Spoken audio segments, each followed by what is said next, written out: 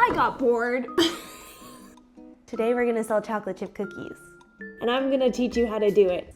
Ugh. Back in the day, I used to sell cookies on a park bench in New York City. That's really hard to do alone, but a lot of you guys still ask me if I'm gonna sell cookies, if you can try my baking. So I thought that today was the day. The weekend is nigh. Now is the moment.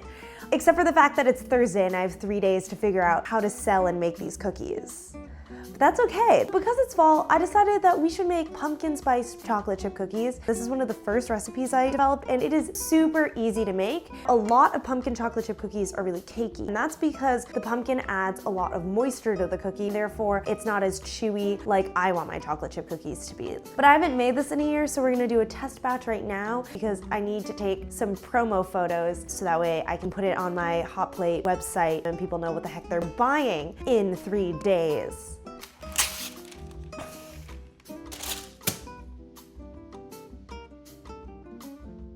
Now this is the size I would make a normal cookie at home. We want to try and make them all the same size so they'll bake evenly, and when everyone gets their cookie, they're all the same size. Yeah, about 80 to 85 grams each. I put the price at $7, but like with all the taxes and fees on the platform, the average cost of a cookie is more like $8.50 or like $9. So I want to make sure people are getting their money's worth. Maybe I want them a little bit bigger. We're gonna bake 5 as a test. We're gonna make 4 as a test, and maybe we wanna make them a little bit bigger. Although, to be honest, everything's so expensive in New York City these days that like $9 for a cookie actually makes sense in my brain.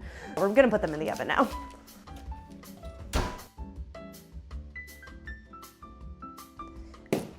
I think they're like a little bit on the small side. So maybe I wanna bump up to like 90 grams of dough each. Yeah. I want the cookies to be individually wrapped in like a little plastic baggie with a little sticker on it. So I'm just gonna measure like around how big these are.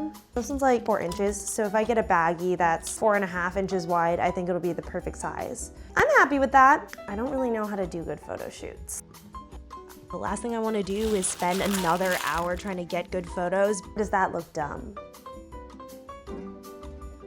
Honestly, I'm not the most artistic or skilled food photographer, so these photos are like good enough, but like definitely could be improved for future releases of cookies. Okay, that might look a little stupid.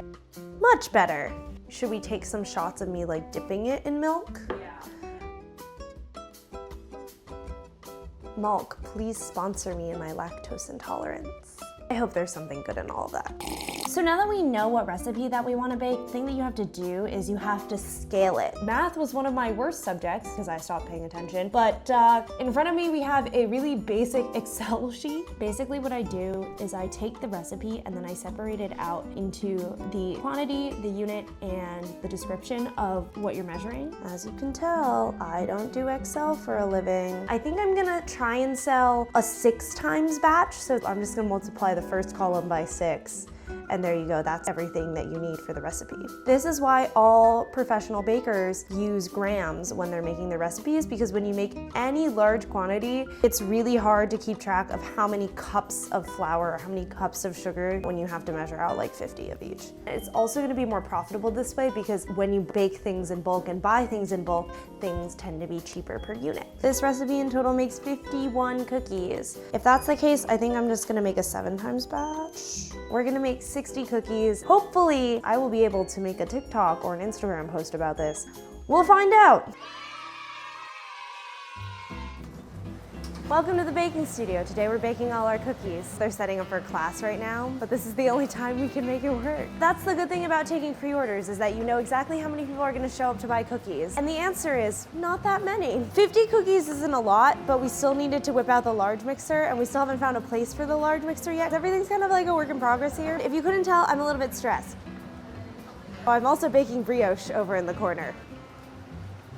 The best part about browning this much butter is that you're most likely not gonna burn it, but it does take forever, and it also did get everywhere, so I have to clean that all up too. At this moment in time, sales aren't looking too hot, but I'm just gonna carry on and make the 50, 60 cookies that I planned on making it, even though it doesn't look like we're gonna sell out. We don't have molasses and I forgot to add brown sugar, so I'm just gonna use golden syrup. This is like British molasses. It's just gonna make the cookies chewier. But I haven't used one of these in so long. I'm very out of practice in this space. Yay, big batches, so fun.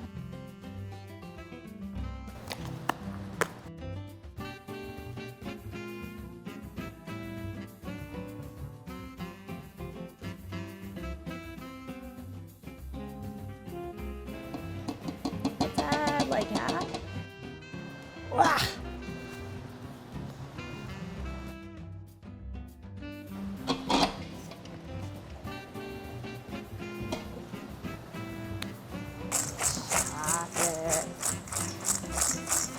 Add it in like this. It kind of is gonna break it up, so.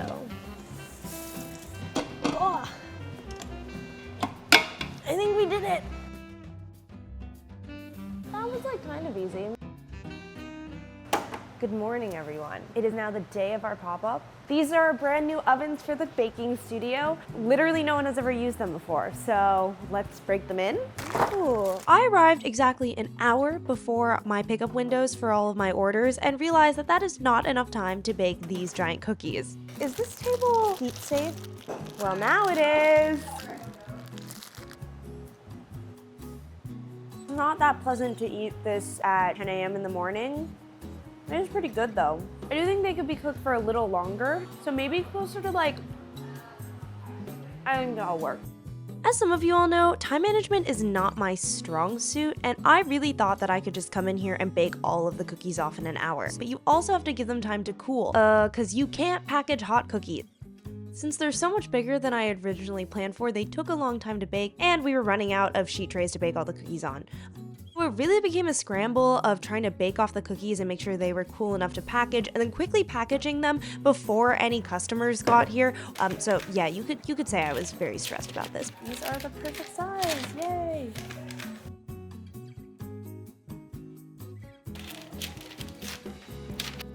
Hello, welcome to the back office. I assume you're Allison. I am, nice to meet you. Nice to meet you. Sorry, it's been a hectic day.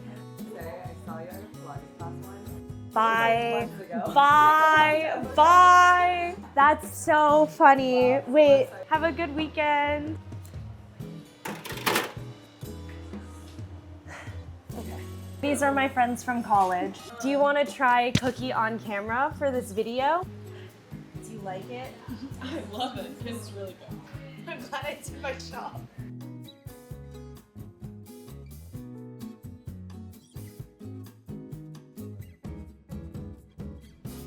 Okay, it's been a few days. By a few days, I mean a couple weeks. After I do these kind of baking projects, I need to take time away from baking.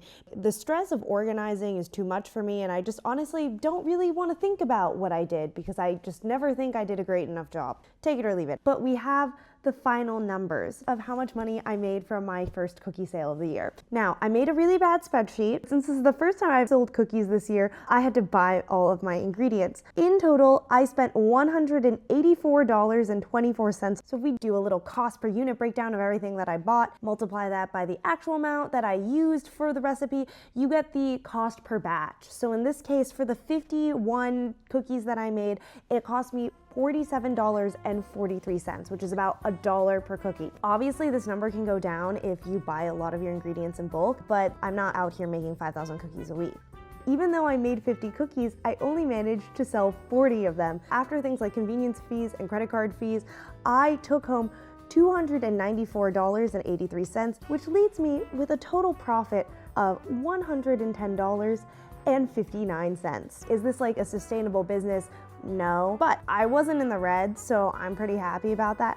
Obviously, this is not factoring in things like the cost of labor. I work for myself at free 99. I get paid $0 if I don't make any money. But if I were to expand this business, this would be a bit of an issue because labor would probably be the most expensive part of this. Another thing that's super expensive in New York City is rent. I am very lucky that I got to use my own kitchen space for free, but rental would be another like $40 an hour, which is just something to consider. And I think really my biggest issue is guaranteeing long that I sell out. I didn't do a good enough job promoting that I was even selling cookies online. A lot of my followers don't even live in New York. It's kind of a difficult ask to get people to buy cookies within a very specific 2-hour window on a Sunday. Like, y'all have lives. But this was a very fun experiment, and let me know what else I should bake. Should I go back to selling things on a park bench?